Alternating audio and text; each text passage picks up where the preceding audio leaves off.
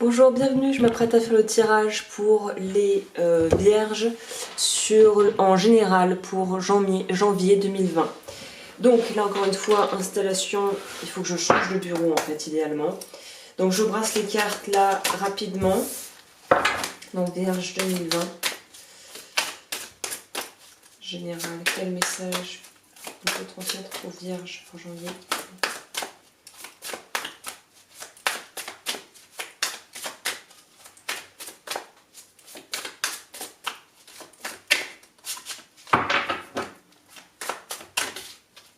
Bon, j'ai pris un peu de temps en mettant le Tao, hein, sinon on s'en sortira pas là.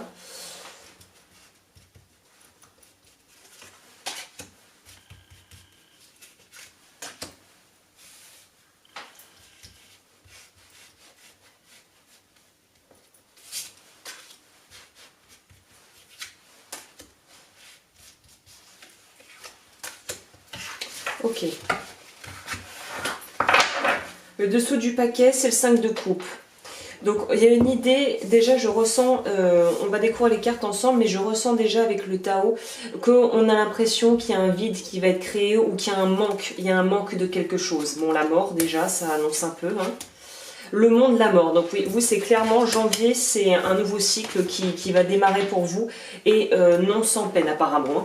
Donc je vais me concentrer avec ma petite pierre.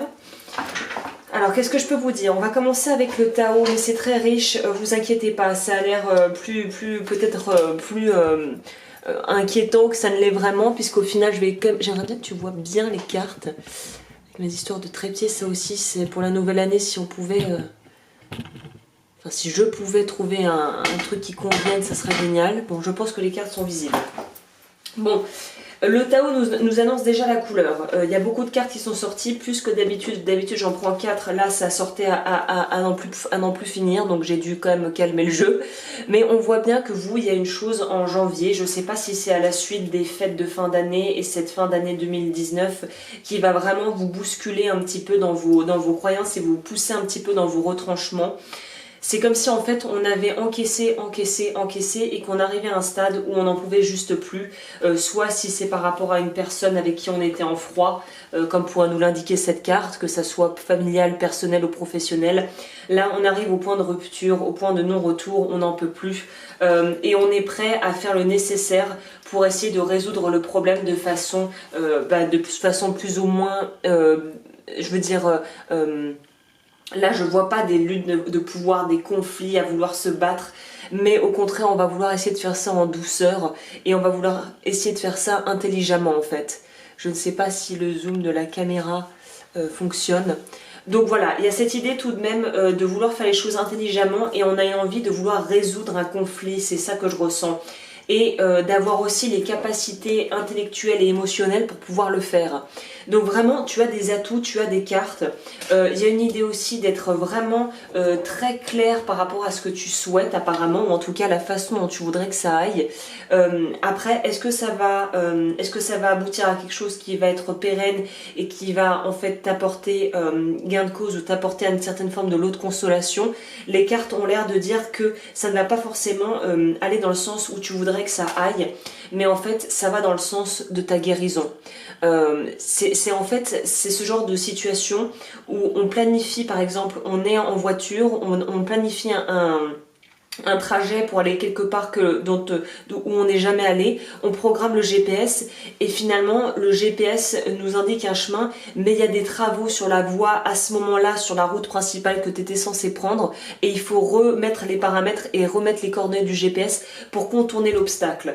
Là il y a un peu cette idée de devoir s'adapter et qu'ensuite après la stagnation et l'hiver et le froid arrivera une période beaucoup plus propice à des changements positifs et à des nouvelles ouvertures qui vont se faire d'ici peut-être le printemps. Donc ça a l'air d'être quand même soit sentimental, soit professionnel, ça pourrait être les deux. Mais il y a une idée de devoir se soulager par la parole et par des actions justes en utilisant à bon escient son pouvoir d'action, de pouvoir changer la donne et de pouvoir vraiment aller vers autre chose, même si de prime abord, ça va peut-être te paraître comme une déconvenue, un inconvénient de devoir prendre ce chemin plutôt qu'un autre, mais c'est la voie de la guérison, c'est un peu la voie du milieu, on pourrait dire.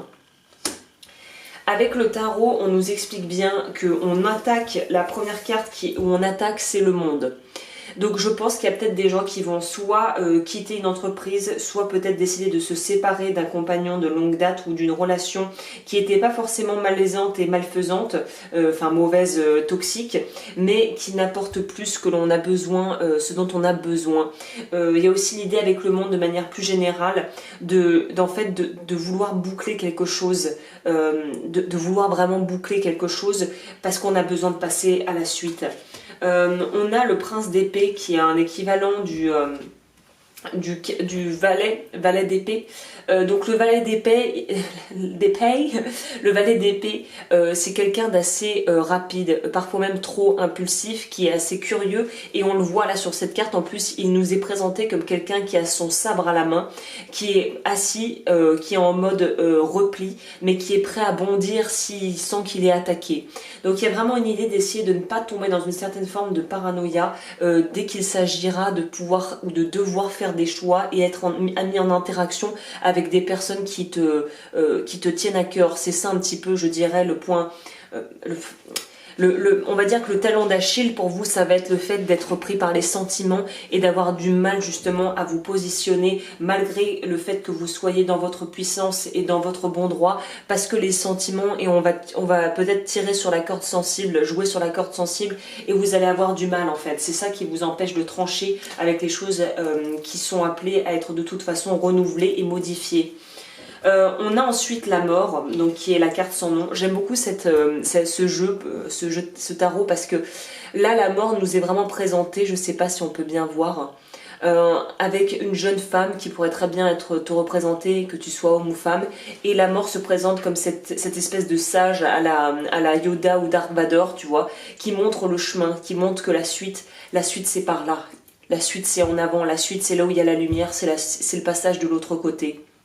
Donc on est vraiment dans une idée de transformation et de changement de cycle très profond pour vous. On va lutter, c'est pour ça que je dis que ça va pas se faire tout seul, parce qu'on va quand même avoir cette sensation qu'il faut qu'on lutte pour sa préservation, qu'on lutte pour ses droits, qu'on ait l'impression qu'on a besoin de se justifier pour absolument tout ce que l'on fait. Et je pense que ces cartes sont là pour nous signifier que la culpabilité et la justification inutile sont à minimiser au maximum.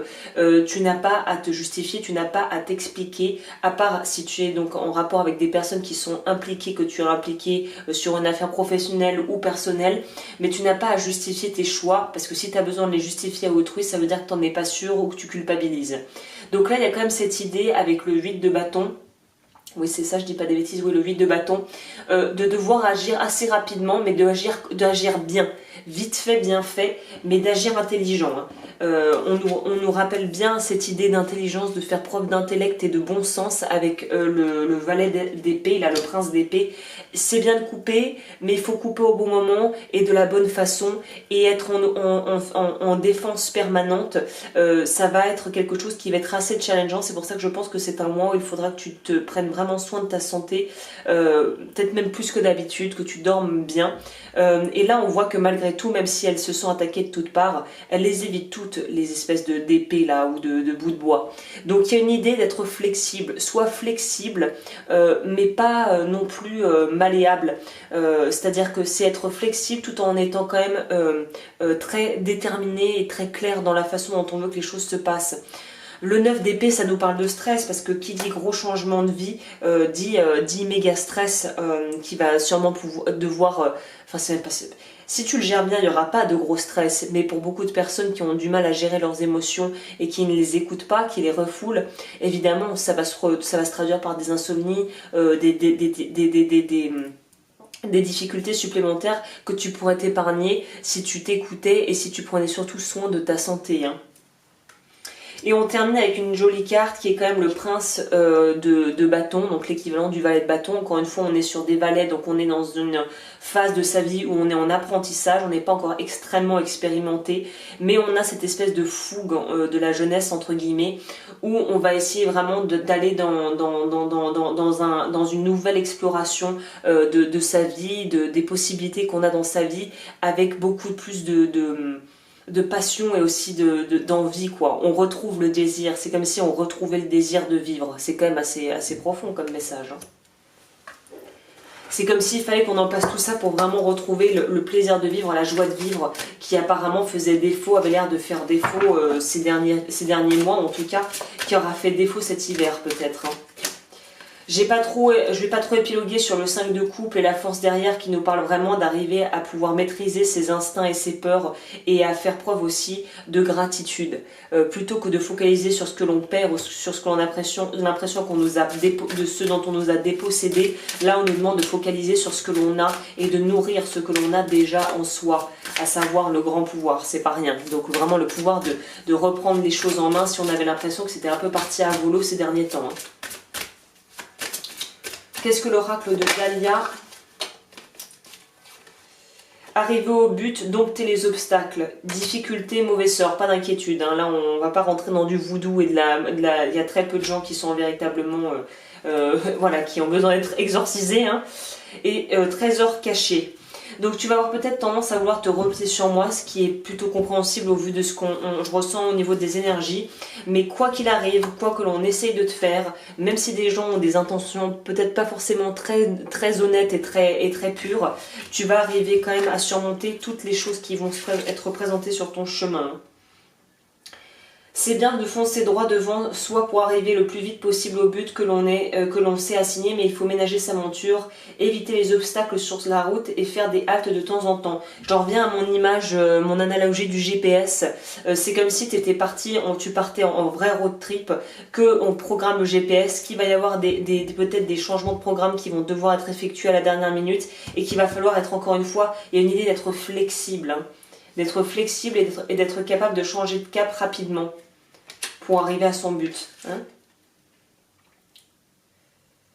Voilà, et pour les gens qui ont l'impression qu'ils ont vraiment, si vous avez vraiment l'impression d'avoir vraiment la poisse, là on vous dit, dans ces moments-là, on a l'impression d'être envoûté, mais c'est nous-mêmes qui nous envoûtons en emmagasinant des ondes négatives.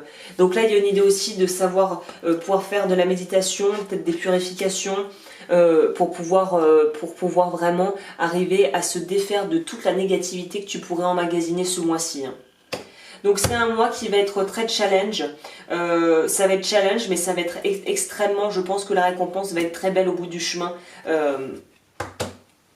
Ouais, il faut arrêter de lutter parce que lutter ça mène à rien et il y a de très belles choses qui vont pouvoir naître de ça si tu le désires et si tu es prêt ou prête à recevoir ce que la vie a à t'apporter. Voilà, bah écoute, je te laisse sur ça. N'hésite pas à me contacter si tu souhaites plus d'informations sur ce que je propose. Et je te retrouve bientôt pour d'autres vidéos. Bye!